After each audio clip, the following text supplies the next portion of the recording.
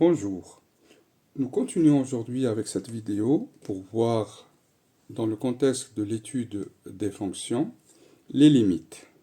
Alors, qu'est-ce qu'on appelle les limites? Eh bien, tout simplement, on ne peut étudier les limites qu'après avoir vu le domaine de définition.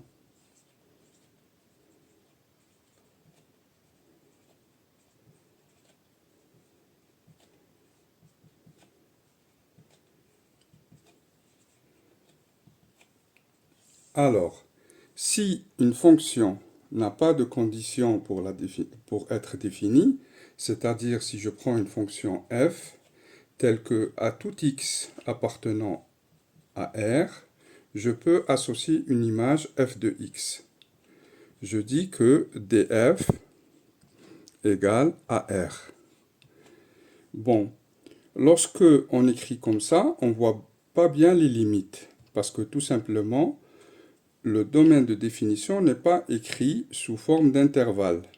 Donc, quel que soit x, je prends le cas de la fonction exemple,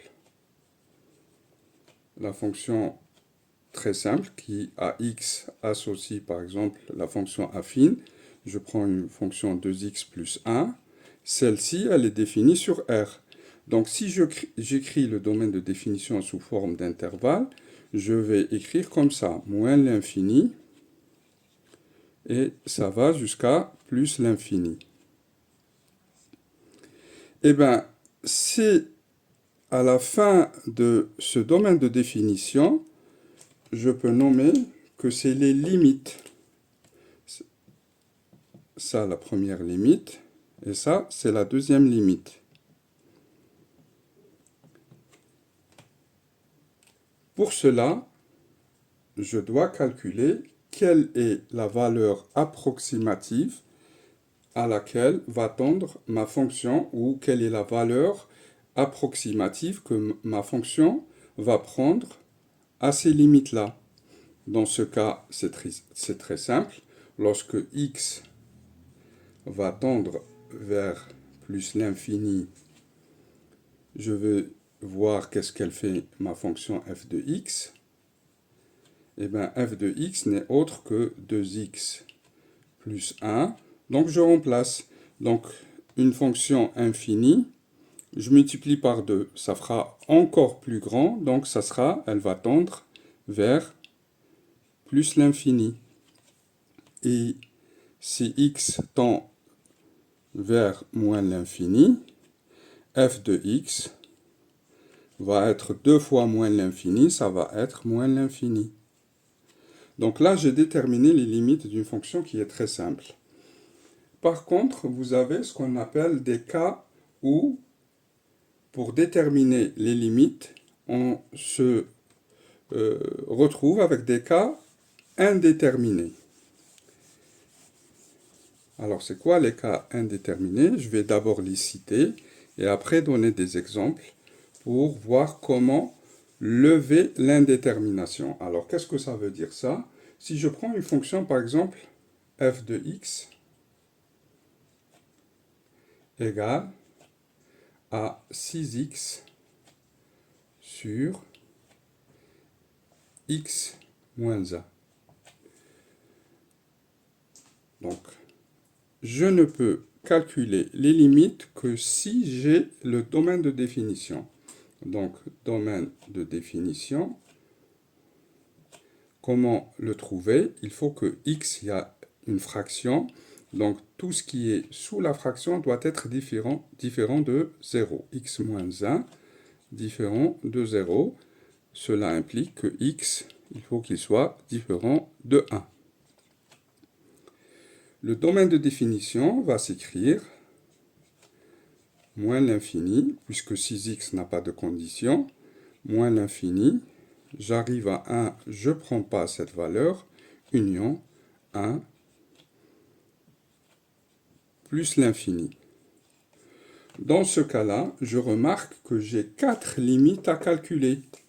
Donc, la première, la deuxième, la troisième et la quatrième. À chaque fois que j'ai une intervalle qui est ouverte, Donc, je dois calculer la limite. Les formes indéterminées, ça, il faut le noter.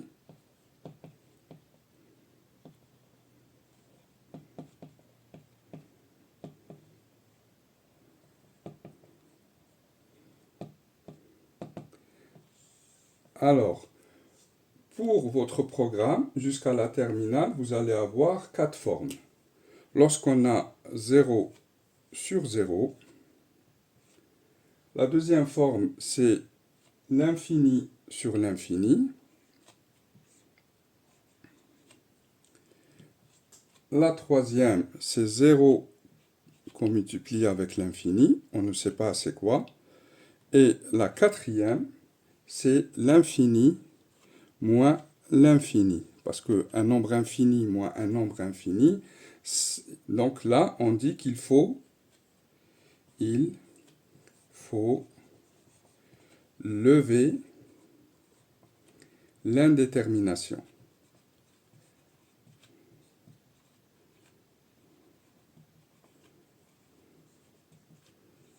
Et pour cela, il y a plusieurs méthodes, telles que la factorisation, etc. On va voir ça petit à petit. Pour le moment, il faut connaître que lorsqu'on a la forme 0 sur 0, il faut dire que c'est une forme indéterminée et je dois lever l'indétermination pour calculer les limites. Donc, on peut utiliser les différentes méthodes et on va les voir une à une. Pour le moment, je vais traiter cet exemple, c'est-à-dire voir la fonction f de x, 6x sur x moins 1. Je vais revoir donc on a trouvé son domaine de définition qui est égal à moins l'infini 1 union 1 plus l'infini. Donc, là, je vais calculer la limite de f de x. D'abord, je vais voir quand x tend vers 1. Et on écrit comme ça. Sous la limite, on écrit x tend vers 1. Donc, et on doit chercher cette limite. Lorsque x tend vers 1, il y a deux manières de voir. X moins 1 va tendre vers 0. Et quand je divise par 0, ce n'est pas une forme indéterminée, c'est que je vais à plus l'infini. Donc là, il y a la partie gauche et la partie droite. Qu'est-ce que ça veut dire? Quand x tend vers 1, on dit supérieurement, c'est-à-dire vers la partie droite, x moins 1 va tendre vers 0 plus. Donc, 6x qui va tendre vers 6, donc ça va être égal à 6. Donc, ça sera la limite quand x tend vers 1 d'une manière positive, c'est-à-dire là, plus, va tendre vers, ça sera la limite de 6 sur x moins 1, et x moins 1 va tendre vers 0 plus. Donc là, ça va être égal à plus l'infini. Est-ce que vous avez vu ça? Bon, si vous ne voyez pas, regardez le signe de x moins 1. X moins 1 est supérieur à 0 si x supérieur à 1. Donc là, lorsque je suis sur 1, donc je trace l'axe des x. Lorsque je suis sur 1, quand je vais de ce côté-là, x moins 1 est positif. Quand je suis par là, x moins 1 est négatif. Donc là, ça va tendre vers 0 plus, et là, ça va tendre vers 0 moins. Donc la limite, la deuxième limite, c'est celle-là.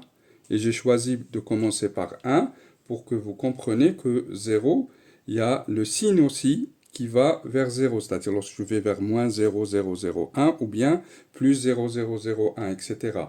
Donc limite de f de x quand x va tendre vers 1 de la manière négative, c'est-à-dire de ce côté-là, ou inférieurement, on écrit soit comme ça, supérieurement, ça sera égal à moins l'infini. Donc voilà, ces deux limites-là restent pour moins l'infini plus l'infini. Qu'est-ce que je remarque? Je remarque que 6x sur x moins 1 me donne une forme indéterminée.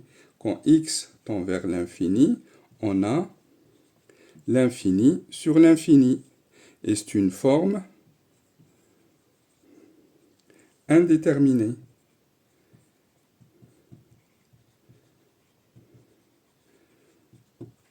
Donc là, on va faire une sorte de conjecture, ou bien, c'est-à-dire on va voir qu'est-ce qui se passe à l'infini. Donc lorsque 6x, 6x, qu'est-ce qu'il va faire? Quand x tend vers plus l'infini, 6x, lui, va tendre vers plus l'infini, et x moins 1 va tendre vers plus l'infini.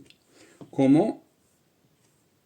Plus ou moins, que ce soit plus ou moins l'infini, c'est la même chose. Donc on a cette forme indéterminée. Comment on va faire? Alors, qu'est-ce que je dis? Je dis que à l'infini,